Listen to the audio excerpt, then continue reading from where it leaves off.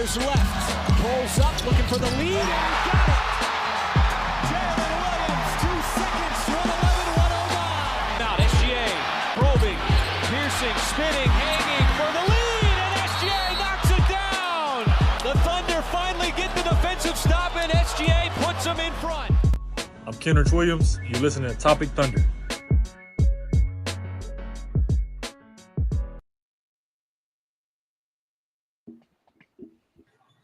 Hey, welcome back, everybody, to another edition of the Top Thunder Podcast. I'm your host, Dylan Huntsinger at Thunder Chats, where you're part of the Believe Network, and this podcast brought to you by AG. Now that is out of the way, the postseason has begun, gentlemen. We have had a playing game happen. We are in the midst of another one, this one having Western Conference implications. MVP straw polls are coming out, DPOY polls, like all the votes are coming out. Like postseason is here. We have hit the ground running. It's a fun time, and we're here to talk about it. And I'm here with my co-host and my compatriots, my compadre, coming to us from the Batcave, Alex Roy. What up, Alex? What up, man? I should know. And also joining us, Matt Tierney, who has once again upgraded his mic, I guess. Tierney, how you doing, sir? I had it last time. I've had this mic for a while. See, I just remember the spoon mic. I just couldn't connect it. No. The spoon mic. It was a fun time, but yeah, this one's a little better. Yeah, if you're watching us live, we're watching the Grizzlies Warriors. The Wizards would be wild. Woo!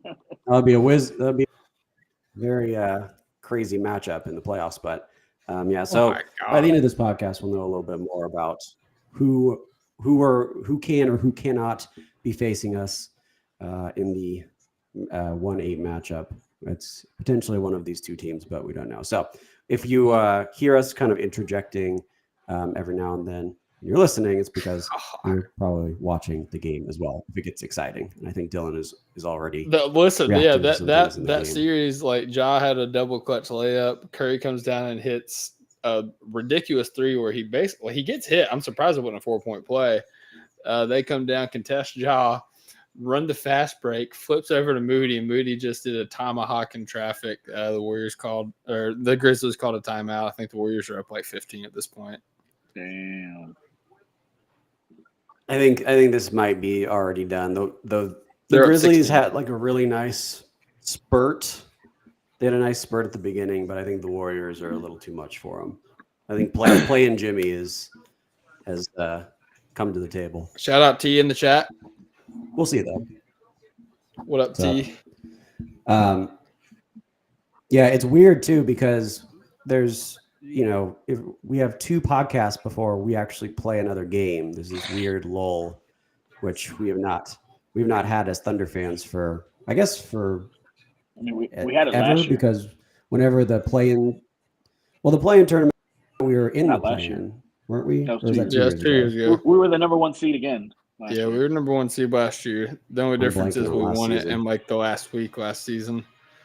The last game actually last season. Yeah, so there's a weird gap, and it's just I'm glad we have some basketball, but I would like to see the playoff series, not just one game things. We say that like the number 1 seed gets like a break, but like all 6 of the playoff teams get a break.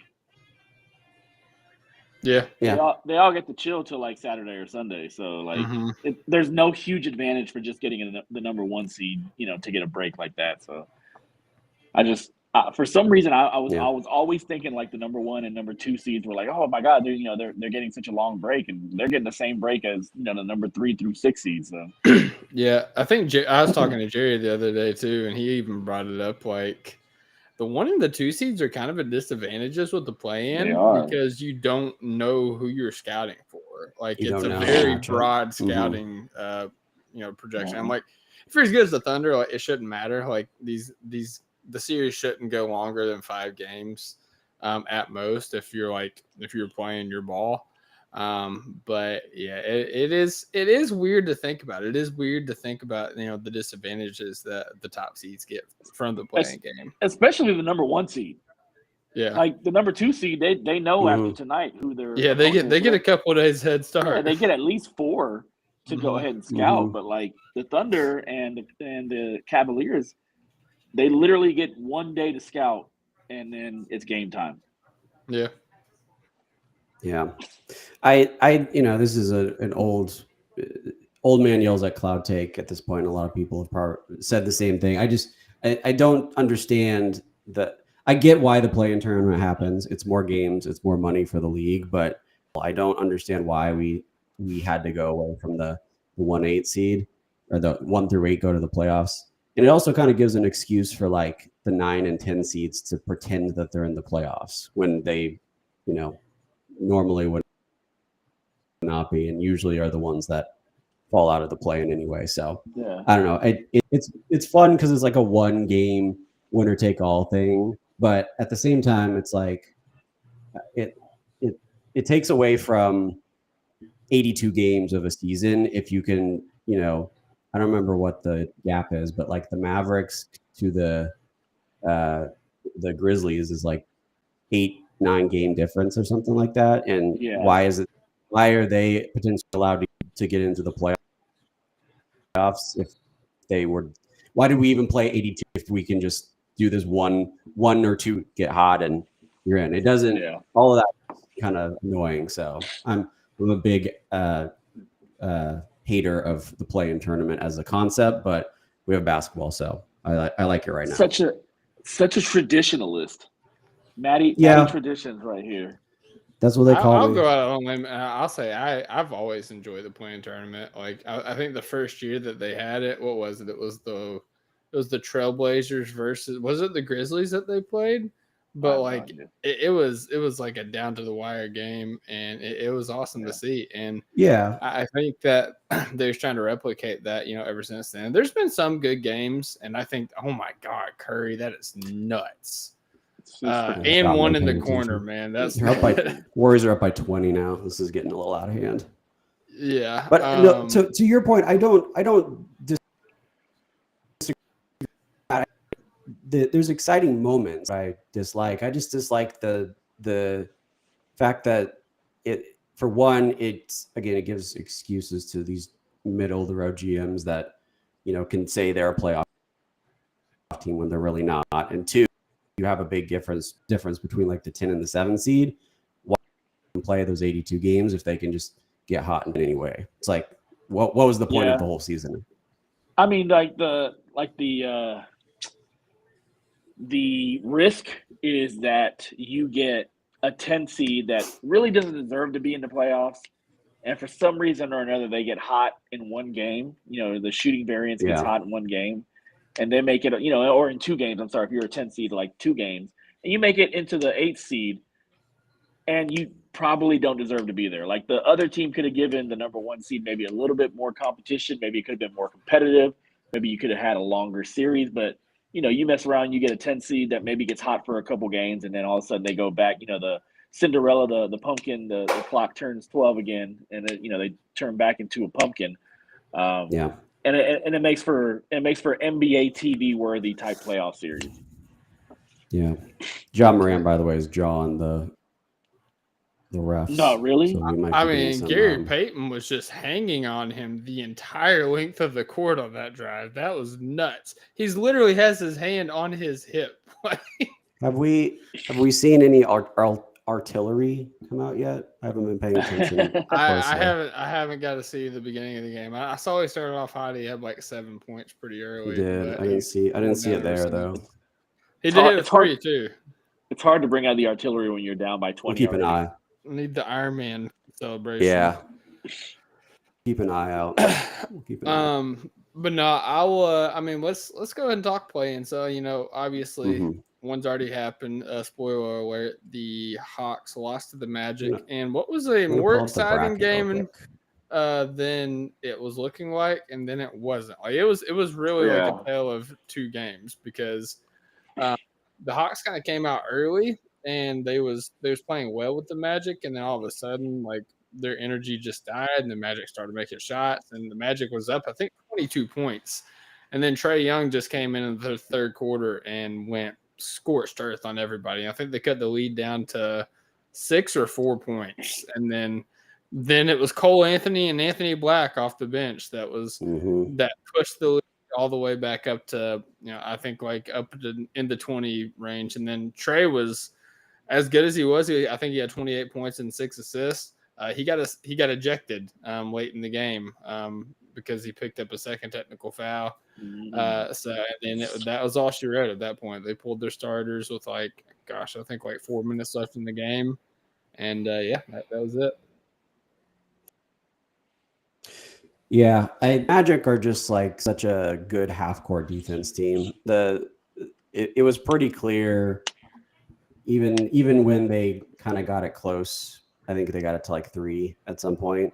They didn't really get it close because the Hawks didn't really get it close because they were going scorched earth all of a sudden. It was just because the Magic stopped scoring, which they did a little bit.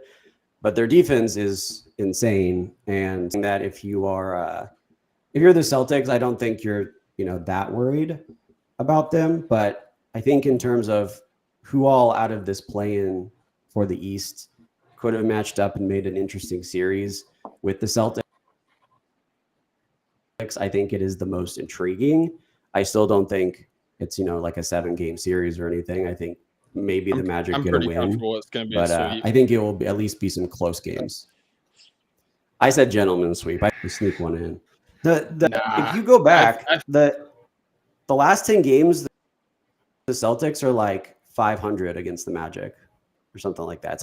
It's like 5-5 or 6-4. Yeah, but the Celtics are a different so it's team not in the playoffs, man. And they've been here, they've been coasting to this moment. They've been waiting to flip the switch.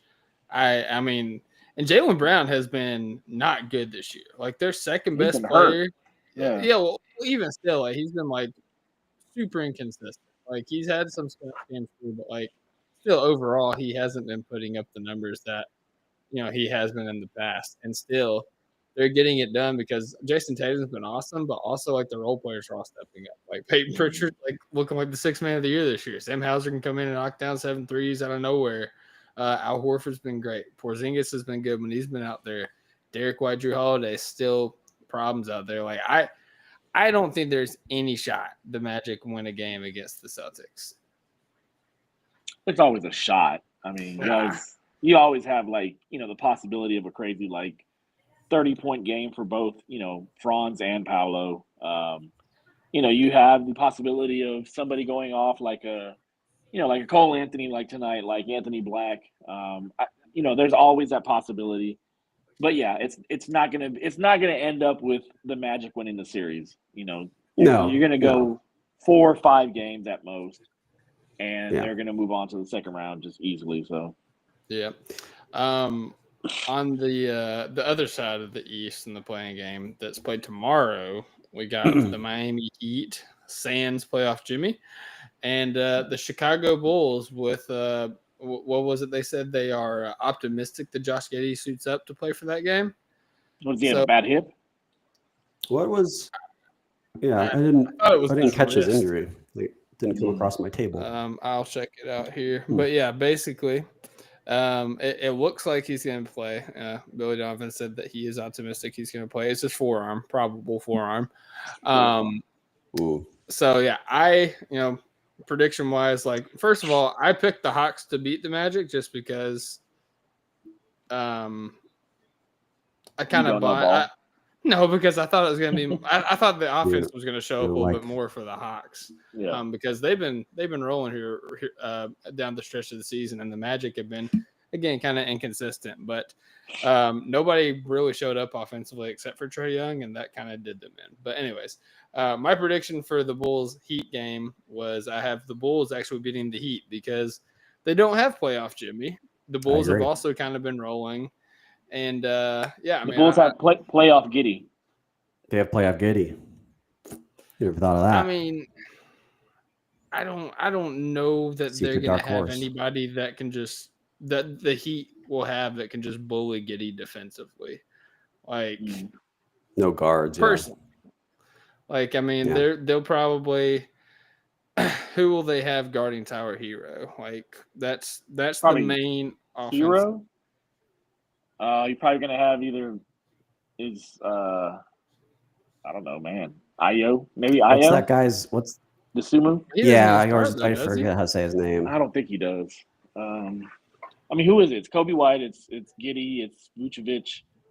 Patrick Williams. Maybe Patrick Matas Williams. has been starting too. And I think. Matas, yeah. Yep. I would probably just put Matas on him. Yeah, I don't think either White or a bad situation there. So it's kind of has to be Matas. Davion Unless you Mitchell do could like be a really like big man on him. yin yang matchup for Giddey though. You know, just like he could be. throw the pesky short guy on the larger ball handler, and it could make life rough for him. But I think that he's a more traditional matchup for Kobe White. Oh my God, Ja. By the way, the Grizzlies cut this close so quick. Yeah, the Grizzlies just cut the lead to 11, and Ja Morant went off glass with his left, caught it, and then finished with his right. So that was down to 9 now. It's down to single digits. Yeah, Jaws going nuts. Blue Diamond in the chat asked when the Kangs play. They played. They also play tomorrow. Alex, we didn't get your prediction for that Heat Hawks game? Did you have or Heat Bulls? I apologize. I'm actually gonna go with the Heat. As much as I don't want to, as much as I want them to kind of lose so they can get into the lottery. Wiggins. So they can get to the lottery and their pick can be unprotected for next year. Yeah, I just think they have more experienced players playoff wise. They have Hero, they have Bam, they have Andrew Wiggins, and so you have those players. You have a hard nosed point guard in Davion Mitchell. So I do think that they probably come out of the game even though they're on the road. I think they have a lot more experience and they come out victorious in that game. They do have the better coach. I will say that. That's true. But Bulls have one of his players is banging his ex-wife, so that might rear its ugly head. Oh dang! Whoa! That player dropped 40. Yeah, the Bulls have to really shoot well. Last game of the season. Oh, Jamie Jacquez. Oh wow! Jamie Jacquez. They call it AM1 on that Scotty. This might be a better game than we thought, boys. To 8, so that's cool. Yeah, so I had the Bulls moving on, and so I guess they'll be facing the Hawks. Either way, like, do you guys? I guess if you're taking Hawks or the field in the East, like Hawks or whoever wins that other game, like who do you have going to the 8 seed to play against the Cavs? I think the East Heat is so trash, man. I think I think if it's I think if the Heat face the Hawks, I think the Heat win. I probably don't trust them as much, and so I'd probably pick the Hawks. Yeah. That's what I'll say. Well, the Bulls lose the first game, they're going home, brother. What do you mean? Or are they the 10? I thought they were the 9. Either way, it doesn't matter. I mean, so then 9-10 matchup, the loser. Yeah, that's loser go home. Yeah. Yeah. See, this is why I hate the play-in. I always confuse like who gets to go on and who doesn't. I thought the 9 had a double elimination. It's that first year. I'm pretty sure that they did have double elimination in the 9-10 game, but they that's why we have to stop this. We have to stop this. They're not going to stop. Go back it. to 1. It's good. I know it's it's good more for money. competition. It's more money. Of the league. I get it. Well, it gets more teams trying, down the stretch of the season too. So, especially for betting markets and stuff like that. They'll definitely keep it up. But all right, moving on to the West, because I think we agree. I mean, gentleman sweep for the Celtics. I mean, I'm saying like straight sweep for the Cavs. No matter who they're playing. But if we're going with the West, so tomorrow we've got the Kings versus the Mavericks. The Mavericks, for all intents and purposes, I think are going to play. They're going to have all their guys except Kyrie, if I'm not mistaken. I'm going to check out their injury report as I'm looking. Looks like everybody's going to be healthy, but Kyrie and Omax. And conversely, the Kings will have everybody but Malik Monk and Jake LaRavia. So, those are 2 big losses for them. I mean, Wade Monk is for sure. But I mean, at the same time, Monk has not been the same guy since the Fox trade, just because it's a really weird fit, with Monk, Levine, and DeMar DeRozan out there, and Domantas Sabonis, demanding so many touches and kind of playmaking out of the post as well. So, anyways, for that Kings Mavericks game, I had the Kings winning this game. Do you guys also have the Kings? And if not, why not? This to me is a game of this is just two very down bad teams. Like you said, the Kings, the roster doesn't make a lot of sense at this point. Their offense is very, very hard to watch at times. Their defense is like horrible. The Mavericks have had like the worst year in franchise history, and it feels like if I was the Mavs, I would just be like, let's just go to Cancun. Like let's just pack our bags, and because I don't know if you're in that franchise right now, like what you're thinking right now, but I think because between you, the Kings just happen to be down bad, and so I'm going to pick the Kings. But they both are kind of Garbo teams.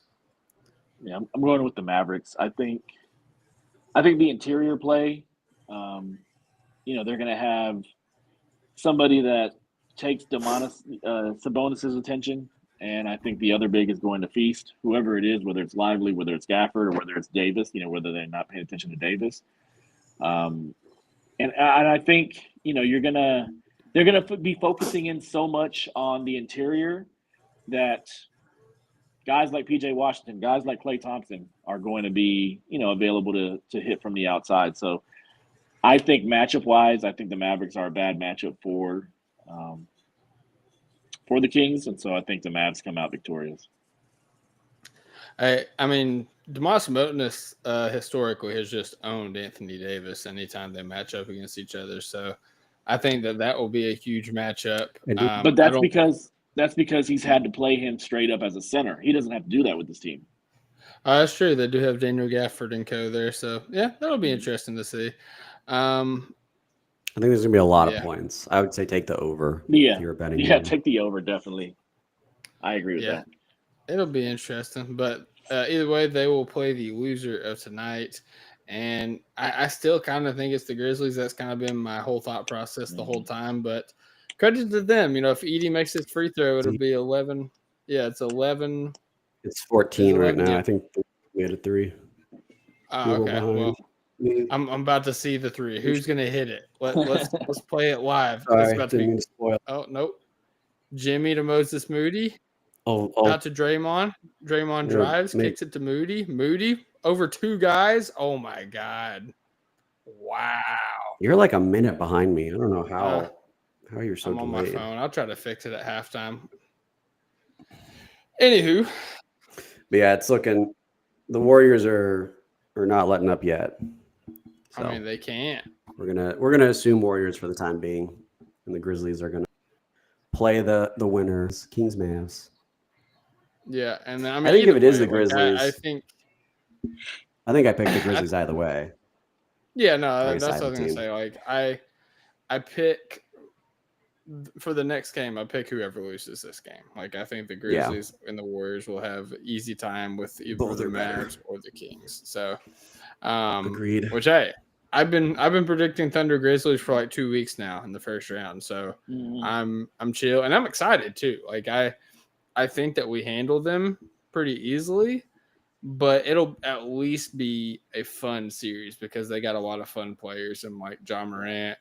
You got big Shaquille O'Neal, as Cam likes to say. You got Triple J, Desmond Bane, and a bunch of other young guys on the team. So it'll still be a fun series either way, even though we're going to demolish them. Yeah, definitely. Well, I can see again. I keep mixing up the seeds. Yeah, there's no team among these 4 that I'm worried about at all. So I've kind of gone through the mindset of just like who loses, just you tell guys me who it is. A tinge worried about the Warriors? Nah. Like I don't want to see them at all. Like I don't want to deal with Draymond and Steph Curry and Jimmy buckets. I mean, it'll be the least. It'll be more frustrating just because Draymond's there, but I don't think. This is part of it is you see Steph and you think of the Warriors from like a few years ago, but it's, I don't know, that like defensively, I think we can do just fine against this team. Like there's nobody outside of Steph that I'm that worried about. And I want and it's going to be like a 4 or 5 game series tops.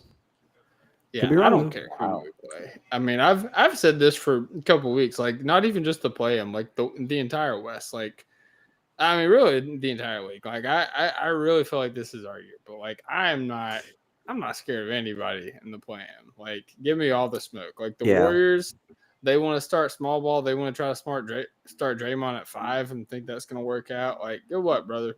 Like that's all I got to say. You know, Chet and Ihart are going to make things rough for you. They don't have anybody that can stay in front of Shea. And with the way that Dub's been playing recently, like, you know, it's going to be, you know, Dub and Jimmy matching up, and that'll probably be a good matchup. But, I mean, playoff Dort, brother. Playoff Dort against Steph. We haven't got to see that yet. Obviously, Steph is a monster, but Dort elevates his already ridiculous defensive play every time we hit the season 2. So Steph is such a bad matchup for Dort. He's such a like I would put Kaysen more on him, or I would even put Dub Caruso. I might put Caruso. That's the thing too, is we have so many options. We have so many options that you can rotate. Hey, if nothing's working, you know, we got options. We can throw Dort out there, we can throw Queso out there, we can throw Caruso out there. Like we've got a million options to throw out there. Queso will be a lot of fun. But I don't know if he's ready for that matchup in his second year. But hey, if he went out there and he shined, I would be so hyped. Option.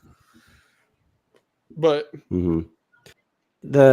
playing teams, nobody worried. And I'm we're talking about him in a second, but I do think as I've been kind of mulling over potential teams to worry about, I think I'm set on like the only one I'm legit worried about if we have a 7-game series with them would be the Clippers.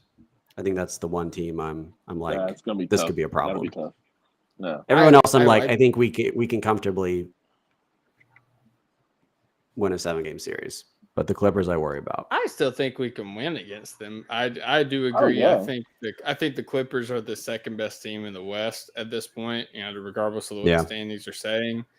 But I think that'd be a really fun series. But I still think we got them just because, as you know, starters wise, you know, star players, you know, the Lakers have LeBron and Luka. Starters wise, you know, the Clippers have a really good starting lineup. Nobody in the West has the depth that we have.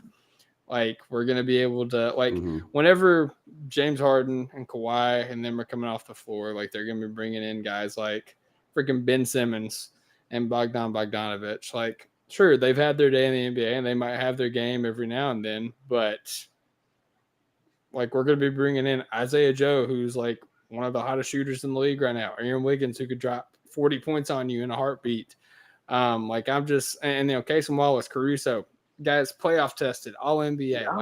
Y'all are wild, man. Y'all are like so overconfident. Like, wild, man. Like, I think it's important to recognize. I mean, it's important to recognize like, what we've done this season does matter to some extent, and to show that like we have the capability of this in a 7-game series. But at the same time, you do hear and be like, yeah, we're going to steamroll the whole conference and make it to the finals with like 2 losses. Like, you talking like every. Well, no, I don't think. I'm not saying we're sweeping every season. Yeah, no, I'm not saying we're sweeping. I'm not disagreeing with Dylan. What I'm saying is like it's you can be confident in the matchup because on paper it's there in the numbers, but you can also recognize that in a 7, we could get PJ Washington again and just have some guy go crazy that we never expected. There's always that possibility. So, it's harboring expectations to some extent. That's kind of been the theme of the season from like day one. But at the same time, you also have to, it's okay to be confident that you're you can be better than the other guys. I'm just saying, man, like, ooh, y'all are hella T in the confident, chat like. was asking about the Wolves. I don't think I think the Clippers I'm more worried about than the Wolves. The Wolves are still a pretty tough matchup, but I think that's one of those situations where like they have to get pretty hot to like actually threaten us in a 7-game series. Saying we have the deepest team in the West. I'm not 100% Oh, maybe that too. Yeah. I still stand by it. No, listen, like in terms of like, I don't think we're just winning 16 straight games. Like, No, could we? Not. Sure. Like, if we're not, bro. But no, I'm a young team. There's going to be some very confident in this team just because like it was early last year. Sure. Like the guys were a little bit younger. Like some guys didn't step up for the moment, but we brought in guys that are veterans with playoff experience. We took out all of our weaknesses, and whether it's players that we can't play, whether it's not being able to rebound, like all the things that we need to win a title this year, we have. And I think that people have kind of I think people kind of forgot like how good we were when we were playing our best basketball, because we've had injuries. We've had games where, we just kind of like fell asleep at the wheel because we've had the 1 seed locked up for literally like a month at this point. Yeah. I think people forgot what it's like when we're playing our best basketball. Like even Shai, like even though he's putting up some like these ridiculous numbers, he's had some nights where he hasn't been as efficient. He's had some nights where he's fallen asleep on defense, and they've acknowledged it in the post-game interviews. Like it's human nature to want to take your feet off the gas a little bit whenever you have nothing to play for, basically. Next time we see them on the floor, they're going to have everything to play for. And I think you're going to see a team play with conviction and play with a mission. And it came out today that in their first playoff practice, Sam Presti was present and he spoke to the team and he got straight to the point. Like he didn't pull any punches. He didn't go in slow. It's like, hey, we're on a mission. And that's all there is to it, man. Like we're on a mission, and I think the mission is going to happen. I hope so. I hope so. I always guard my heart. I never guard my heart. Yeah, I know. I always guard my heart. I keep my heart open to the world. No, like ready to be hurt again. I'm slightly pessimistic most of the time. Like while Dylan is out here, predicting a 4-0 week, I'm always like 3-1, 2-2, possibility. So I'm always protecting my heart, man. But I do think that they're gonna. I don't think they're gonna lose. I think they have a high possibility to win a championship. Don't get me wrong, but they are gonna hit some stumbles. They are gonna hit some, some stumbling blocks here and there. Lose a game here, lose a game there. Like the one thing that kind of worries me, like totally, is number one, they didn't have too many close games this year. That's number one. And I know, okay, well, you're blowing everybody out, but whenever that opportunity presented itself, they were 1-4 in the season, in those games. The one win being the Clippers win, but they lost the other 4. So that's number one. And number two, you're always going to have the experience factor as far as like we just had one run last year, and we made it to the second round, and that's great, but you can never, kind of recreate the experience that guys like Kawhi, Harden, Curry, all those players. Like I wouldn't even I might even put Anthony Edwards there as far as like him making it all the way to the conference finals, whereas we didn't. And so those are the only thing that worries me, and those are the things that I think creep up a lot of times in these types of games, these high pressure type games, playoff games, things like that. And so those are the things that I do think could creep up and kind of, grab the leg of this team a little bit and make them stumble a little bit. I don't think they're going to necessarily lose, but I do think that, just going out there and being like, yo, we got this, whatever, the postseason is a different monster than is the regular season. Regular season, you have a whole bunch of variables. Mm-hmm. You have a whole bunch of people sitting, you have a whole bunch, this, that. we saw it on our end. A lot of people injuries, a lot of people sitting. We saw it on opponents' ends also, and so it's just something that I never go into this just like 100% confident. Like I'm always like, okay, there's good teams that we have to go through, and so yeah, that's just my thing. That's fair. Yeah, I will say to the whole close game thing, obviously, like you said, we've been blowing teams out. That's why we haven't played many close games, and that is what it is. But like, just like we've seen all these comebacks, like this season, like there's also a reason we haven't seen so many close games is because we've come back from deficits, and not just to win at the slightest margin, but like to push it to where our starters are sitting out at the end of the fourth quarter. Like, because that's not something that was established. That's not a habit that happened this season. That was a habit that has been established over the past couple of seasons. And also over the past couple of seasons, this team has had many situations in which they had to play in the clutch. And they've had many situations in which they were able to come out on top in the clutch. And they've also fallen short in the clutch. And you can learn from both of those experiences. And I think that while Hartenstein is new, while Caruso is new, but again, like, they're also playoff tested. Like, this is a team that they've not necessarily had all the bumps and bruises this year because, they did. They had all the bumps and bruises because, so many people missed time. But in terms of, like, the bumps and bruises of, physical, like, trying to make it through an NBA season and, like, see all the tests that you need to see, they might not have had it this year. But, like, over the course of this core, the main, like, 8 to 9, 10 guys on this team, like, yeah, they've seen it. They have experience. And I think that that's going to carry over. So I got to head out here about 5. Okay. This is a good stopping point. We'll do this. We'll take a break and then we'll cover the rest of the stuff. But if you guys remember, over the preseason, we did a bunch of, like, we had a bunch of predictions. I've been kind of tracking them over the past couple of days, and, we will kind of revisit the predictions, once some of the things pan out, like, we have a bunch of award predictions and stuff like that. But for now, me and Alex did our own podcast, in which we actually reacted to the Karl-Anthony Towns trade. But we also did something called the prediction parlay. So basically we made our own 5-leg parlay, which I'll just go ahead and tell you, nobody got the whole parlay. So we'll see who got the most right. It's a flex play parlay. I didn't get the $1,348.52. Dang it. Yeah. That's so awesome. We each went back and forth picking a player and a stat category and going over under. And I have those categories now, and we'll go ahead and get started. So Alex's first pick was Shai points at 30.1, and he went under. I'm sorry to tell you, Alex. You were incorrect. Wow. I even tried to talk you out of it. I always do that. Like, I always think, hey, Jalen Williams going to get a bump. Chet's going to get a bump. So I'm like, hey, Shai scoring is going to go down. His efficiency is going to go up, but Shai scoring is going to go down. I guess not. And I tried to talk you out of it. I'm sorry. I know you did.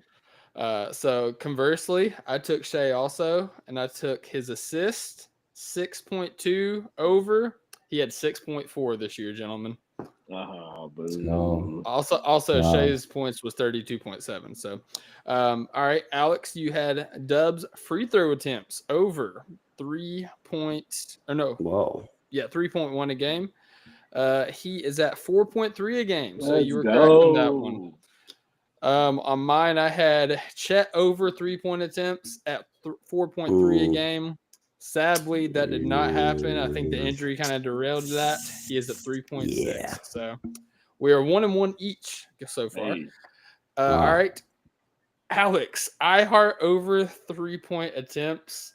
You gave the caveat 3 total. And you attempts. are correct. He had 19 attempts this year. So let's go.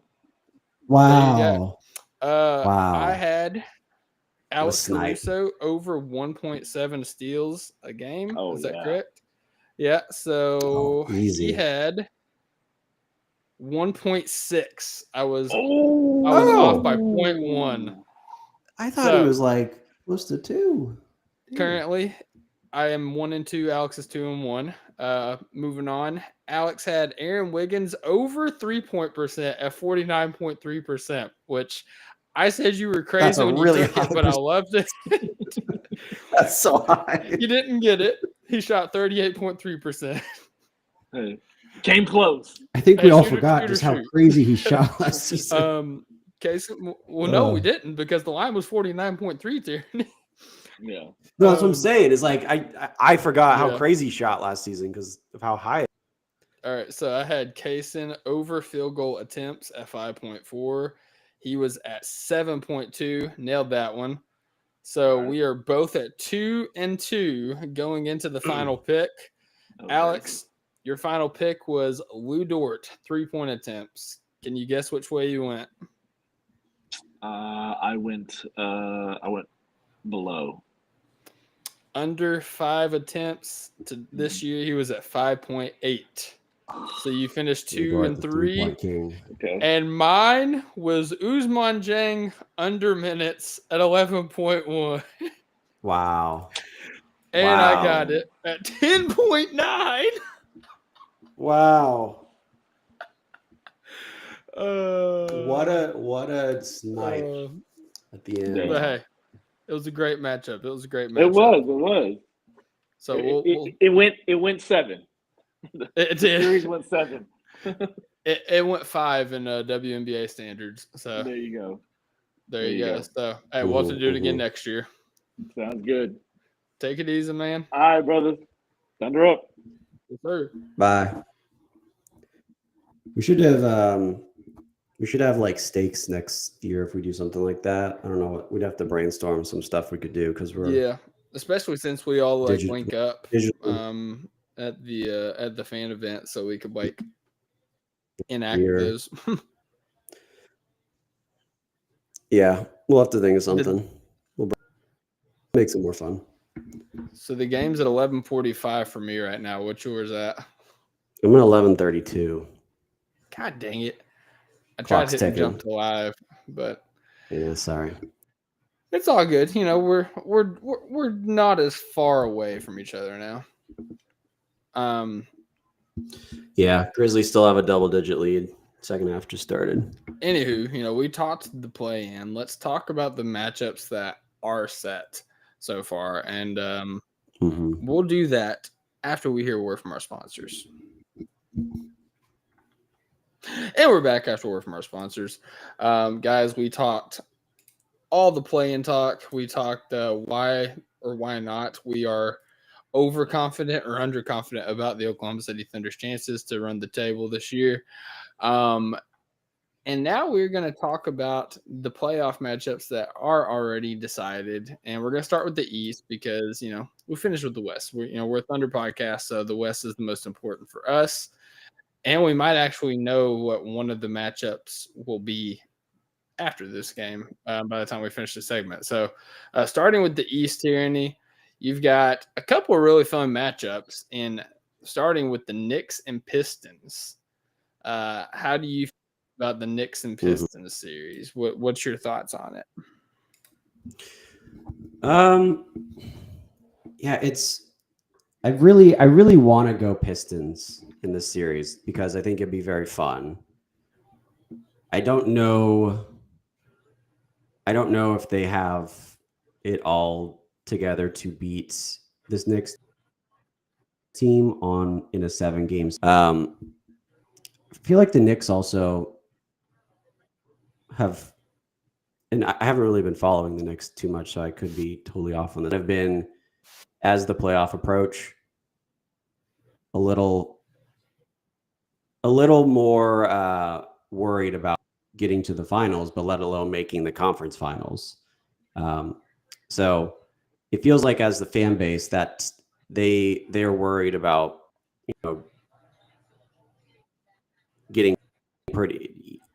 past the round. So I don't know if that means, I think the Pistons kind of rely on like Cade to do everything. And if he happens to not do that in a couple of games, then that's kind of the series. So I'm going to lean the Knicks, but I'm going to say it's like a 6-game series, maybe 7. But I think it'll be exciting. I can't remember exactly what I picked. I made like my official bracket on NBA. I'm gonna try. I didn't even do that. Yeah, I'm gonna try to find it. I'm going from the hip. Yeah, shooting from the hip. Well, I'm just trying to be consistent. Yep. That's fair. Maybe. But I do love that the Pistons are in. It's very fun. That franchise, that fan base. Yeah, they've been through too much turmoil. Yeah, and I do really enjoy the Pistons. They've had a really fun year, and they were missing, arguably their second best player in Jaden Ivey for most of the year. So, the Memphis Grizzlies just cut it to 11 with 9:20 to go in the third quarter. So, Curry has the ball. He kicks out to Jimmy. Jimmy is fouled by Shaquille O'Neal. Oh, it's okay. But yeah, no, the Pistons have been really fun. It's been really cool to see. And it's been really cool to see that Cade has specifically been able to like lead this team to the heights that it's been at, especially with them not even making the play-in for the past couple of years. I think they picked, what was it? I think they picked at 5 for like 2 or 3 straight years. Like it's kind of crazy how that's happened. But finally they're out of it. They have something to show for it. And I just think the Knicks have too many guys that you can throw at them to like guard Cade, basically. Between like Bridges and OG Anunoby or even Josh Hart, like they have many options to go against Cade Cunningham and try to slow him up. Scottie Pippen and 1 to cut it to 10 with a chance to cut it back to 9. I see. Scottie Pippen Jr. This game's going to get close. I apologize. Scottie Pippen Jr.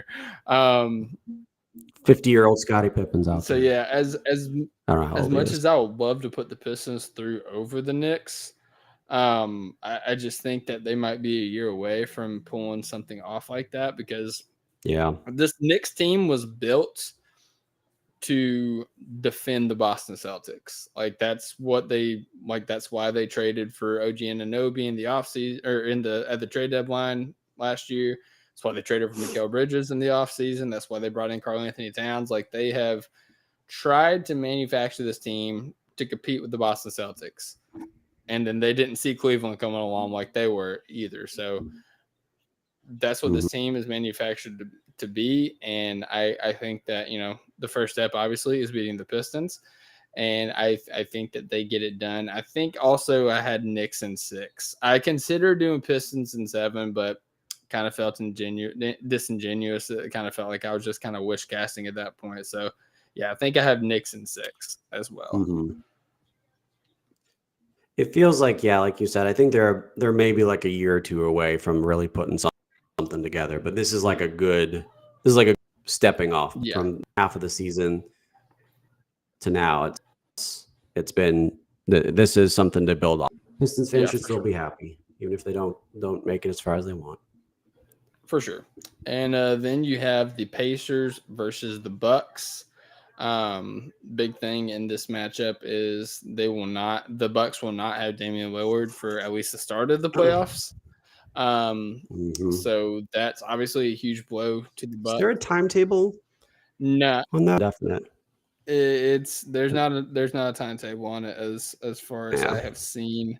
I just saw that Sham said that it's likely he's going to miss the start of the playoffs. So whether that means the first round, whether that means the beginning of the first round, I'm not 100% sure on that, but it would be safe to assume that they're going to be missing Dame for this matchup. And I'll go ahead and say in this matchup, you guys know how much I love the Pacers. I was very high on them in the preseason. I think I had Pacers in. I think I had them in Pacers in 6, just being safe and like out of respect to Giannis. But I can honestly see this being Pacers in 5. The Bucks just like I don't know. I think they have a lot of stuff to think how they're gonna move forward, and you have prime Giannis. For whatever reason, it has not worked that well with Dame, and So I don't really know, what the best option is moving forward, but it just doesn't feel like this compilation of players is making a lot of sense. And yeah, I think I'm not as big of a fan of the Pacers as you are, but I do think, in this matchup, I still think that they, especially if Dame is out the whole series, which I'm kind of leaning towards he probably will be, given, the severity of his situation. I think that is gonna make it really hard for the Bucks to even win like a couple games. I'm probably gonna say Pacers in 5. Us can like pull one out, get like a 45-point game and give them a win. But I think other than that, I think the Pacers just top to bottom or have just more depth, more talent, and can be more consistent every night. So I'm gonna say Pacers in 5. Yeah, because I mean, obviously they have Giannis and they have Brook Lopez, but then you have like freaking Kyle Kuzma and Ryan Rollins and they Pat Connaughton and have some Kevin Porter Jr. Their role players are very, their role players are all over the place, and any one of those guys can go crazy on a given night. But I don't know if they just don't feel like cohesive. I don't really have any other way to describe it other than that. Like their pieces don't always fit together. So it's kind of just an uncomfortable team to watch.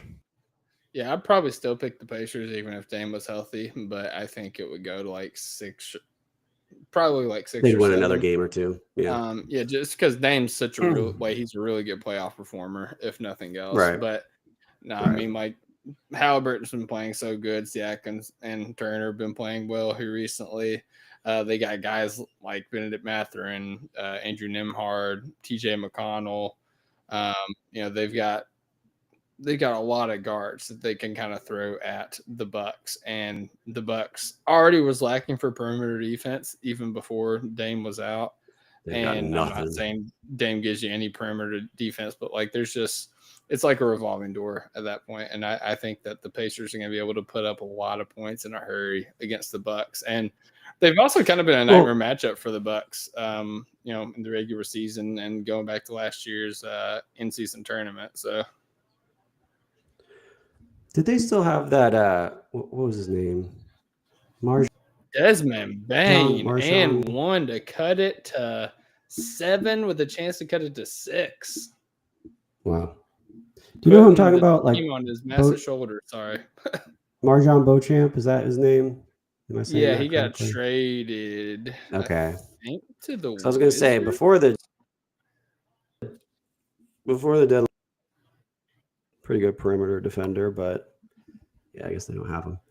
Andre Jackson. So I don't really see a path. He's pretty good, but I don't think they're going to. Oh yeah, he was pretty good in our matchup. I remember that, but yeah, they don't really have much.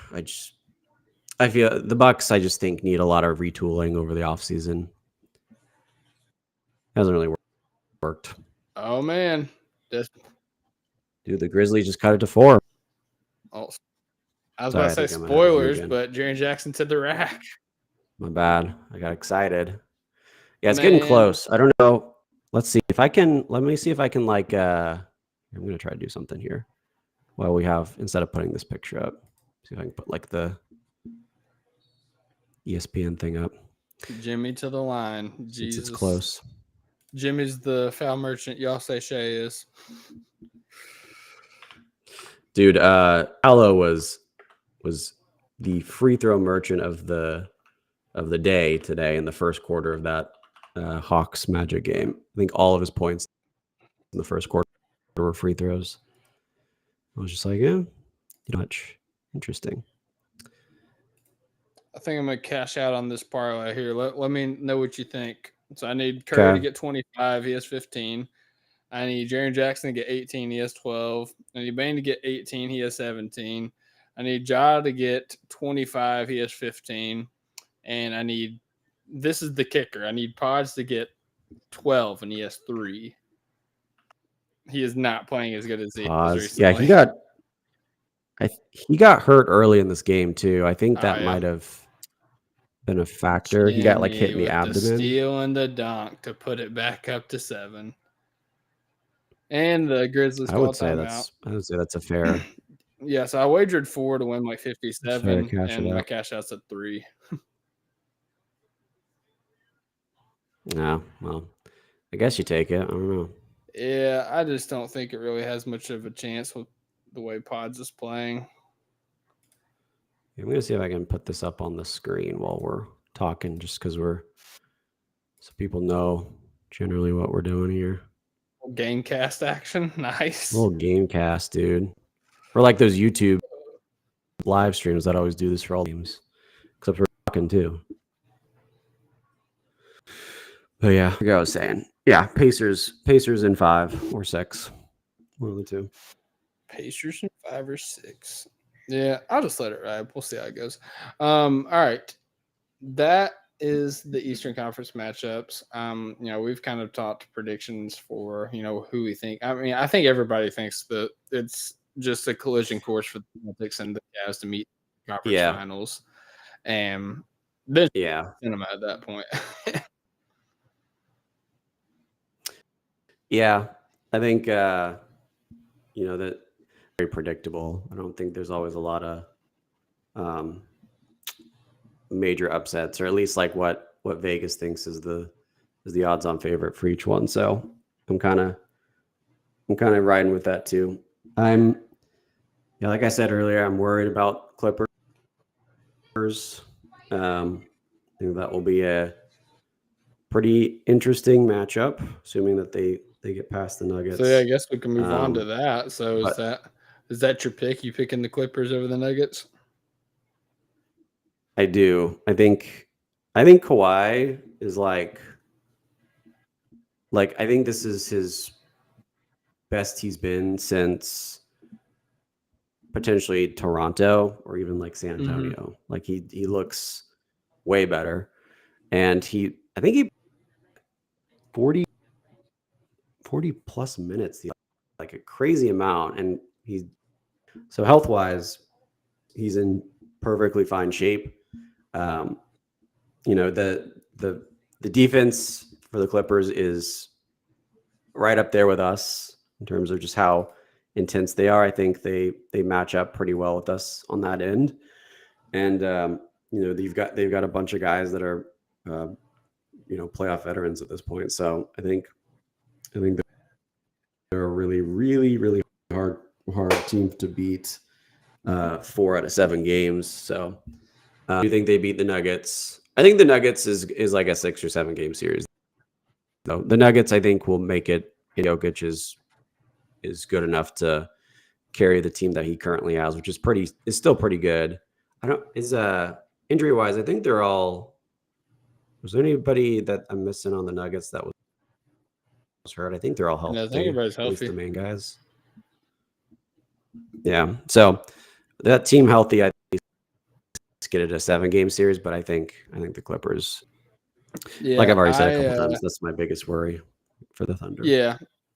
Yeah, I have Clips in 6. I think that if it gets to 7, that Jokic is able to kind of pull it out just because, he is that type of player.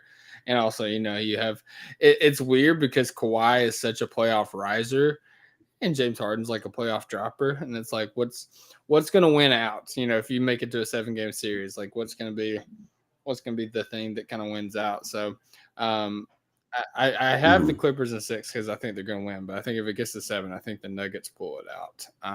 But either way, I think it's going to be a very physical series. I think that whichever one happens, if we can sweep the Grizzlies or whoever we play in the first round, it could do us a lot of good for rest because I think that the series goes 6 or 7 games for the Clippers Nuggets, and I also think it's going to be a very physical series in which both teams are going to kind of beat each other up a little bit, so wear them down a little bit. Mm-hmm. Oh, wow. Aldama almost had a crazy tip slam. Ja almost had a crazy 3 too. Yeah. I agree. The other series, Lakers, I don't know why. Like on paper, I feel like the Wolves are the better team, but something tells me like the Lakers are going to actually just win that in like 5 or 6. I don't know why. There's no like on paper stats to just. LeBron's got a new toy. Like I think we might see vintage playoff LeBron again. Luka can do in the playoffs, and I think those two alone are just gonna carry it. I don't know. That's my hunch. Yeah, I got kind of a hot take on this one. I actually had the Wolves upsetting the Lakers, just because I think that the Timberwolves are still a really good defensive team. I mean, depends who you ask, because the Lakers are everybody's darlings at this point. But yes. Wow, the Grizzlies have cut it to 3 on my screen, but I'm looking down at the game cast and it's a 4-point. It's also 3. Yeah, I'm just watching that because I can't look at the screen and think at the same time. Wow. It's a close game. We're dead. We may end the podcast like right as they're into the game. Well, if it's close, we got to keep going for the people. I was saying that I think that they're still a really good defensive team. I saw somebody say that the Wolves had nobody to guard Luka, and I think that Jaden McDaniels is an extremely capable defender for a guy like Luka Doncic. I would be more worried about guarding LeBron at that point, but either way, conversely, I don't think that the Lakers have anybody that could guard Anthony Edwards. And yeah, as good as all these guys are in the playoffs, like Anthony Edwards is a madman. Like he has had a phenomenal season. He might even have scratched his way up to first team All NBA, despite his team's struggles and almost making it to the play-in. He's been brilliant. He made I think like top 10 of the most threes in a single season this year. Still just an absolute maniac scoring the basketball. And I think that when it comes to a playoff series, like I said, I don't think the Lakers have anybody that can guard him, and they definitely don't have anybody that can stop him when he gets to the rim.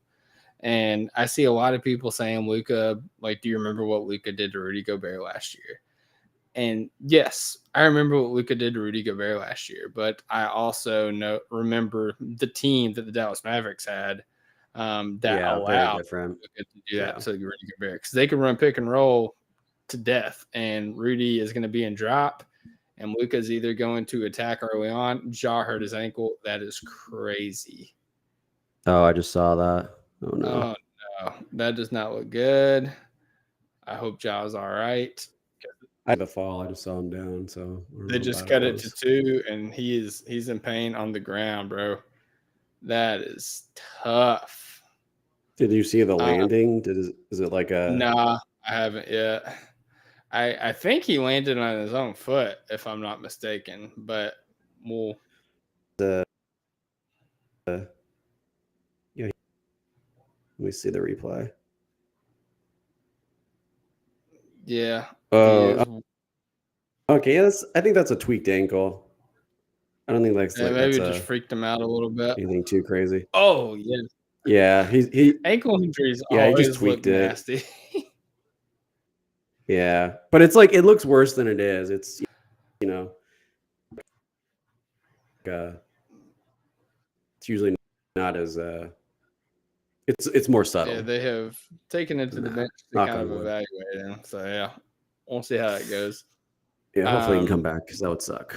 That would suck a lot. But yeah, I say all that to say that the Timberwolves will have it will be easier to guard Luka for the Timberwolves this year, because I think that you can play Rudy and drop, and I think that they have enough guys on the outside to kind of stay home on shooters in the pick and roll. And honestly, like if I'm Jaden McDaniels, like I'm fighting over the screen I'm staying with that matchup on Luka Doncic if that's who it is. So you don't put Rudy on an island. But, I mean, either way, it's Jackson Hayes is going to be their 5. Maybe they play small, and maybe that's going to be how they try to counteract all that. But, yeah, I think the Timberwolves have experience playing together. I think they don't have anybody that can guard Ant, and I think they have enough guys that can kind of D up on the Lakers. So, That's fair. Jaws does not look happy. He doesn't. I don't know if they've told. It looks like he's in a lot of pain. That's for sure. Yeah, I don't know if he's just if he doesn't like pain, he's overreacting, or if it's actually something that's super serious. You know, some people express their pain more than others. Yeah. Maybe it's just a little tweak, and he's like it. Yeah, it looks like he's trying to get back in. He's walking. He's walking in the game. I don't think he can play. Free throws. Okay, I see. We made the first one according to the Gamecast. Yay! Conchar fouled immediately, so yeah, I guess they might be getting him out of there. Yeah. That sucks, man. They cut this to 2. They cut this to 1. Gosh. That is tough. Yeah. God. The way he's limping is worrying. Yeah, nah, he's out. Yeah, they're saying they don't like how he's walking right now on the broadcast. I think Curry makes us. That sucks, dude. That's crazy. I think that might be it. I think that kind of deflates the whole. But I don't know. And wouldn't you know it, the cash out is gone. Yeah, I think something may have just happened. Yeah, that sucks. Yeah. I mean, I did think the Warriors were the better team, but the Grizzlies, like Curry to go out like that is just so sad. As a fan base. Scramble drill and Curry just throws it up. That's Steph Curry for you, man. Yep. Shout out John Conchar cutting it to 2 though. But yeah, no, I got the Timberwolves winning. I think I had them winning in. Did I have them in 7? I think I might have had them in 7. Do you have them beating the Rockets? I'm gonna be honest. Because I think the Rockets are going to the conference finals. See, I like the Rockets, but I think again they might be a year early, and I really don't know who they go to down the stretch in a close playoff game. Like, who's their guy? And I think that if the Warriors win this game and they're playing the Rockets, I kind of think Warriors in 6 or 7.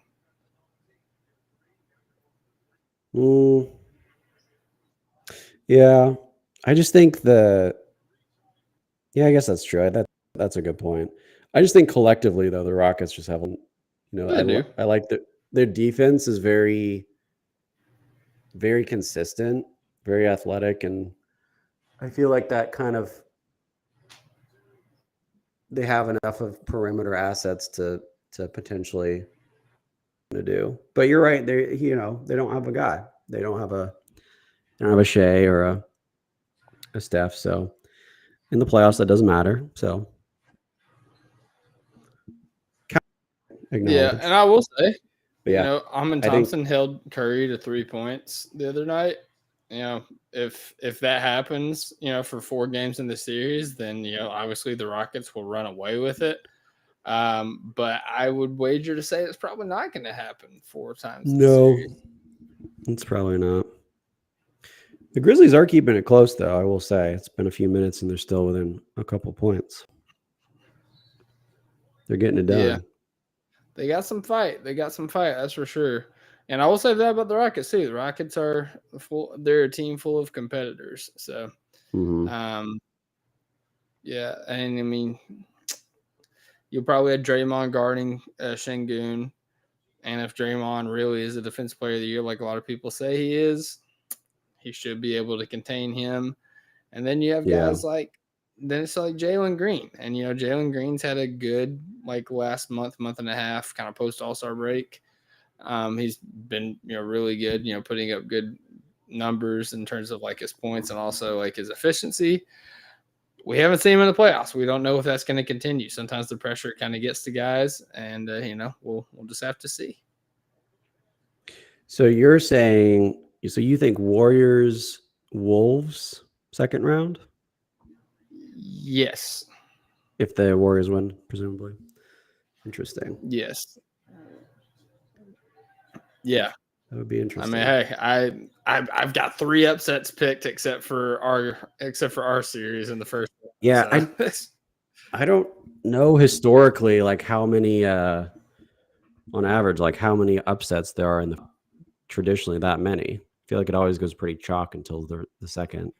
Yeah, there's definitely not a lot, but I think that this year, the middle of the West is very more even than it has been. Yeah, there was that big cluster of teams. Yeah, so I mean, I could be wrong.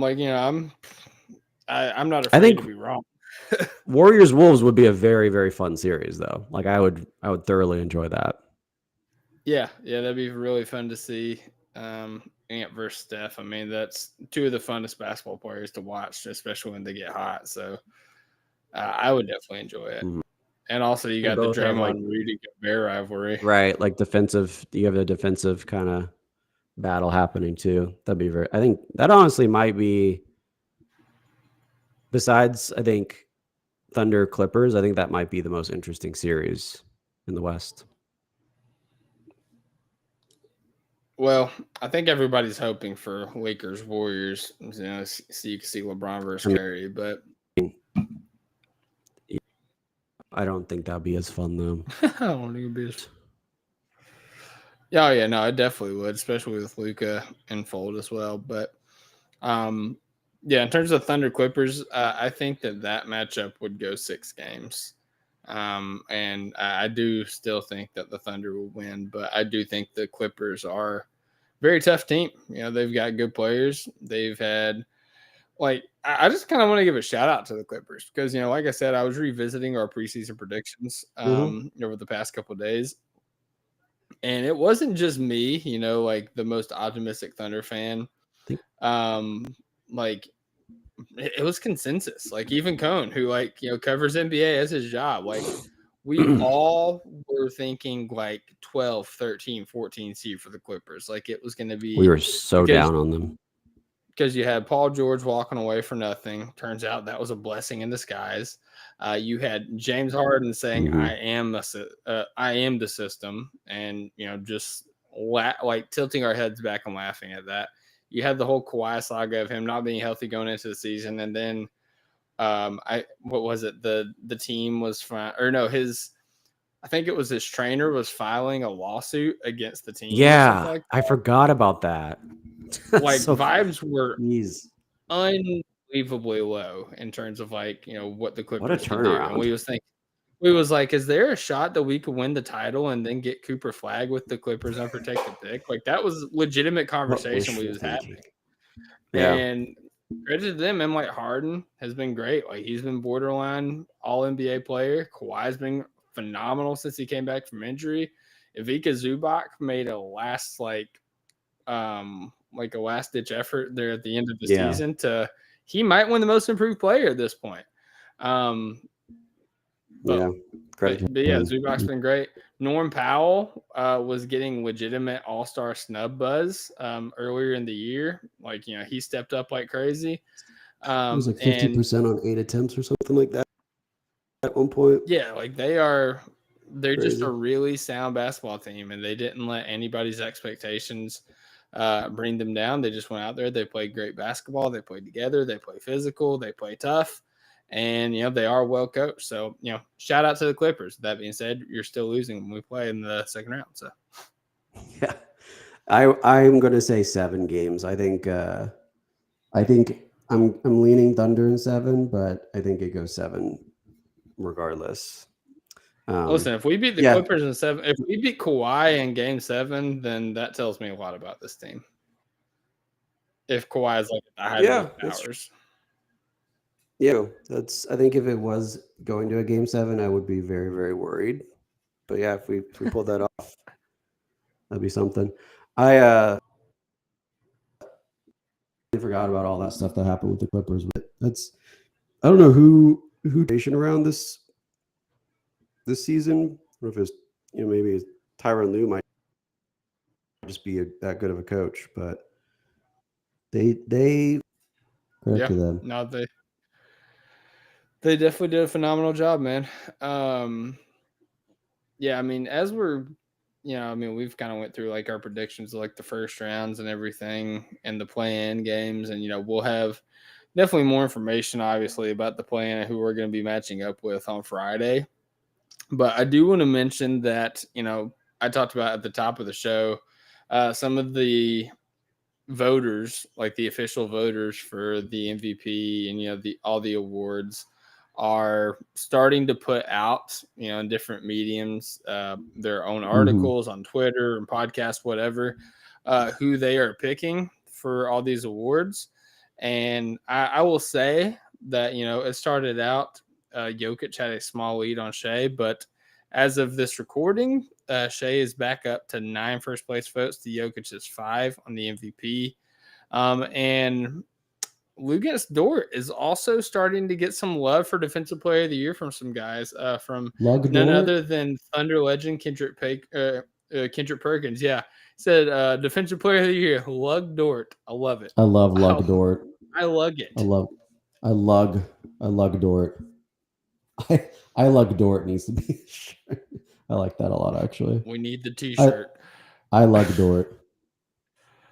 Do you really lug Dort, or are you just saying you lug Dort? Do you lug Dort? I love Dort. It's like it sounds like something Groot would say. Well, no, I was saying from Anchorman, whenever he's like, I love Table. Oh, yeah. I love Lamp. I love Lamp. Do you really love Lamp, or are you just saying you love Lamp? I love Lamp. I love Lamp. Oh, shout out to Steve. Shout out Perk. He's amazing. Yeah, Brick Tamlin, baby. But yeah, no, it's very exciting times to be a Thunder fan, because I think we're gonna take some hardware. I think that despite what a lot of people will say, and some media members, which by the way, like, I just gotta talk about it, man. Like, I still listen to Bill Simmons, Ryan Russillo, and a lot of the people on the Ringer, just because I do think they're entertaining. I don't agree with everything they're saying, but I have a good time listening to them. Ryan Russillo said that he's like already picking Jokic, and it's not even a question. And that's not a surprise if you know Russillo. Like, between Jokic, Curry, Chris Paul, like, he's gonna ride or die with those guys. So I didn't care about that. But Bill Simmons started to backpedal about being firmly on Shea as MVP here recently. And he's flipped. Well, yeah, he said he's leaning. He said he's leaning Jokic right now. He hasn't turned in his ballot yet, but he's like leaning Jokic just because A, B, C, and D. And basically his argument makes me want to cry, obviously. No. His argument is based strictly off of hypotheticals. Like, hey, if Jokic was on Shea's, like, if you gave Jokic the 2-12 in OKC, I think he's winning between 65 and 70 wins. And it's basically like, okay, so you're saying if you just give Jokic just Shea's situation, he might. Wait a minute, Jaws back in the game. Jaws coming back in the game? Okay. The return. Whoa. Legendary. Okay. That's huge. That's huge. But yeah, basically he's saying like, oh, if you give Jokic Shea's 2-12, he might be able to do what Shea did this season. Like, it's so dumb. Like, it's been wrapped up for weeks. I mean, Vegas knows all, and they've had him as high as negative 10,000 for MVP, but it's starting to expose some people. And shout out Zach Lowe, because Bill Simmons, that's where he like he kind of announced that he was possibly pivoting in his own podcast, but on Zach Lowe, he said he's leaning Jokic, and he said all these reasons why. And Zach, while he didn't disagree with him, I think Zach still thinks Jokic is the best player in the world, and there's argument to be had for that. I don't even necessarily disagree with that, but he said I still haven't decided. I still haven't voted. Still keep an open mind about it, which I respect him for that. Because he's doing all his research, and it's just at this point, I think that it would be disingenuous not to give it to Shea, because it's so annoying how much the Jokic fans, Nuggets fans, national media have moved the goalposts to try to give it to Jokic. I'm not even saying Jokic has had a bad season. He's not deserving of MVP. He absolutely is, like any other year. But these are the same people that said triple doubles didn't really matter whenever Russell Westbrook won triple-double, or got the triple-double and won the MVP in 2016, 2017. And now they're trying to use it to justify why Jokic deserves to be MVP. Yeah, Josh still on the bench. I don't know what ESPN was talking about. I don't know either. I noticed that too. I was a little confused. He's on the bench. The year that, at least that's something. The year that Embiid won it, Jokic and the Denver Nuggets were the 1 seed, and they tried to say, "Oh, well, we're the number 1 team in the league. We're the best record. We're the 1 seed in the West. All these things, it mattered to them fervently back then." But now that it's somebody else, and somebody else has an even bigger, a substantially bigger gap between your team and the other team, it doesn't matter as much. It's it's not a team award, it's a player award. And it's just they just keep moving the goalpost to try to make this happen for him. And it's really frustrating. It's also it's kind of sad for the state of basketball discourse. The fact that we just keep moving the goalposts for this award. And I think that there might need to be some clarity on what we're looking for in the MVP, because somebody made the point the other day that the reason that there's such a discrepancy in who's winning the MVP every year is obviously, there's biases out there, but even unbiased observers, non-fans of the players, the reason there's so much discrepancy is because the criteria for MVP changes every year. And so there needs to be some clarity on what is actually deserving on MVP and what everybody can universally get behind, or it's going to be a toxic discourse from here on out.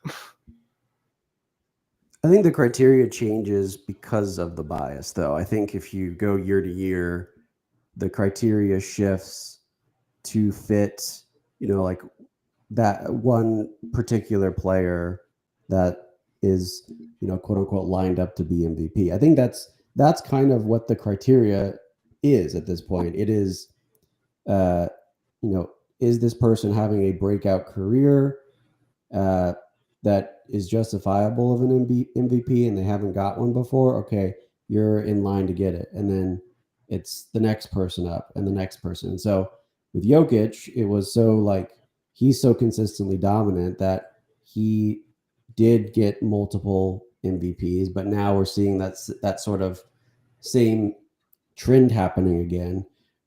On the other side of things, that's not to discredit what Shea is doing. I think what you actually have right now in this particular case is 2 historic players having historic seasons, and one of them has to not get the MVP. And that it sucks, because in a perfect world, you would just give it to them both, but you can't do that. And so, the hypothetical thing we've kind of gone over, I feel like forever and ever. It feels like months we keep having to talk about, if Jokic was on this team or Shea was on that team, blah, blah, blah. That's a, what is it? What is it? Straw argument. Straw man argument. I think that's the word. It's kind of a somewhat irrelevant thing to argue with because it's all hypothetical. So it is locked up. I mean, the discourse at this point, it is just the discourse, because I don't think, what the discourse is out there is going to sway anything.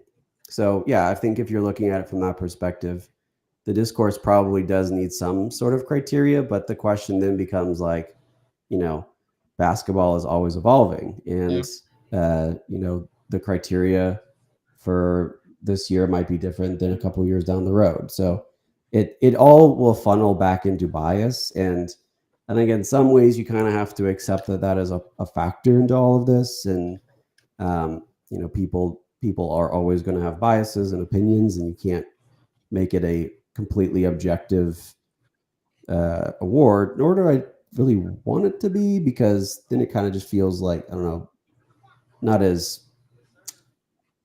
it doesn't feel as interesting to think about if it's just like, well, he had the most points per game, if that's the metric we're going to use. Obviously we wouldn't just do that, but if that's what we're going to do and just make it very objective and statistical, then it kind of makes it not as fun.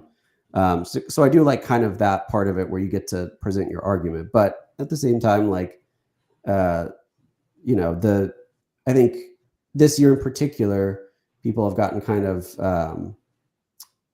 grown tired of this because of how long it's been going on, because of the fact that they're both really historic seasons that these players are having. So I don't know if that's necessarily going to continue for the foreseeable future. I mean, it might, because both of these players might just have really historic seasons for a while, but ultimately one of them is going to fall off a little bit, and or someone else is going to come along, and I don't think it's necessarily going to be as contentious or as toxic as it's been this year. I think it's more of just the particular circumstances. But yeah, there's a lot of things to consider. I don't know if there is an answer to how to fix it. It might just be that's the way it is, and you have to sort of be okay with the fact that there's biases. But yeah, I don't know. That's all I got. Ja may or may not be entering the game for John Konchar again. We'll see if it's actually true. That's huge. We'll keep an eye on the bench. But yeah, no, I will say, like, the last thing I have to say about NBA is, if you notice, like, in my argument, like, I acknowledge that Jokic is having one of the best, like, he's having a historic season. Mm-hmm. He's deserving of the MVP any other year. And whenever you talk to Jokic fans, and, even if they start to come to the realization that Shai's going to win the MVP, all they want to say is voter fatigue. And Ja Morant, step back jump shot. So it looks like we're back in. Dude, he made a shot. I see him. He's I in. see him on the floor. I saw him take a shot. Visibly limping whenever he's jogging up the floor. Like, he looks fine with the ball in his hand, but like when he was just jogging up and down the floor, he was visibly limping. But that's probably. But yeah, no, I would say that I do think that it's disingenuous of them to be like, to try to make an excuse for why Shai is winning it over Jokic and not acknowledge that Shai too is also having a historic season in his own right and has carried his team to this phenomenal record. Wow, Jaren Jackson Jr. made a 3 to put him up 1. This game is nuts, bro. This is crazy. While also, dealing with all these injuries on the team. Like, I think people look at the Thunder roster and they just like, oh, it's a super team. Of course, like, they're going to win all these games. And it's like, yeah, on paper, like, we have a really good team. Like, we have a really deep team. But there hasn't been many games where we've had all these players on the floor together, or even like some of these players on the floor together, or even like a center on the floor together. Like, there's been, we've had to overcome so much adversity throughout the season, and Shai has had to overcome so much adversity throughout the season. And there's not a game to me that like sums up his MVP, like why he deserves to be the MVP and why, and his season, like the Pistons game, because he was already down. I believe he was already down Chet, and I think he was already down iHeart. Casey Wallace was out. Caruso was out. He loses Dort in the middle of the game. And I don't even think he had Jalen Williams at that point. Like it was literally him and like Aaron Wiggins, Isaiah Joe, Jalen Williams, and Kenrich, which fine, solid players, strong players. But like this was a close game, and Shea put the team on his back, scored 48 points, dropped everybody on the Pistons team multiple times en route to that, and just made sure to secure the victory in spite of all the excuses laid out before him. He didn't use a single one. He went out there and made it happen. And if that doesn't like signify, like sum up and symbolize the MVP season that Shea has had, I don't know what does. Yeah. Second that statement.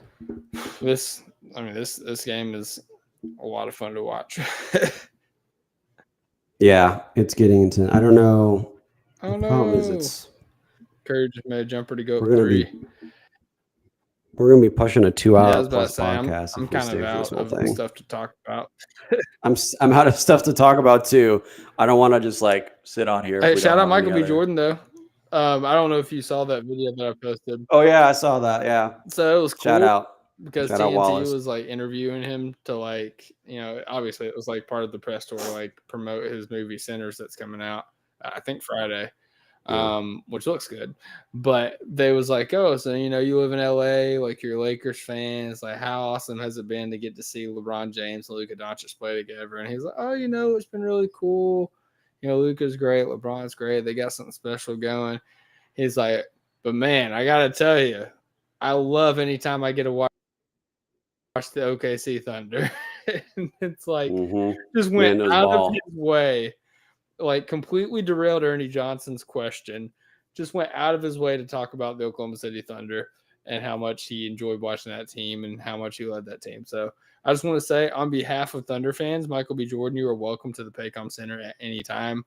Floor seats, wear the shirt during the playoffs.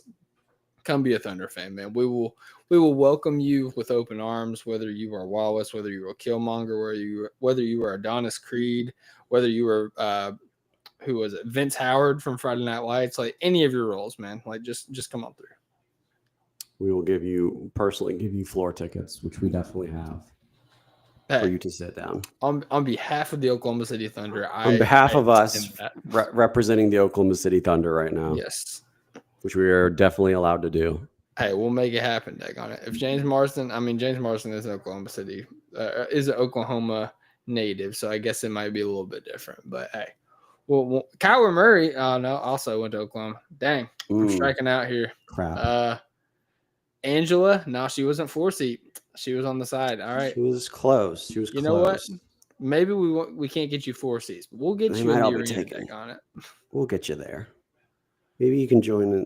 Loud City is always a great time. Hey, absolutely. Michael B. Jordan of Loud City would be lit. That'd be hilarious. That'd be amazing. Yeah, that is officially all I have to talk about, guys. I'm pooped out. This is a great game. Hopefully you guys have enjoyed the podcast. You've enjoyed our analysis of like the play-in, the playoffs, and everything going on in Thunderland as we gear up for our playoff matchup starting on Sunday. We don't have a time yet, but we're very excited to see who it is. I thought it was the Grizzlies wrapped up, but hey, it's a close game, 3-point game, 7 minutes left. This podcast will end. We will not yet know. Yeah, we will see, but you will know if you're listening after, but we will not. Yes. Go ahead and comment down below if you're watching right now who you think is going to win between the Warriors and Grizzlies before the game's over. And if you are listening to this retroactively, comment who did win.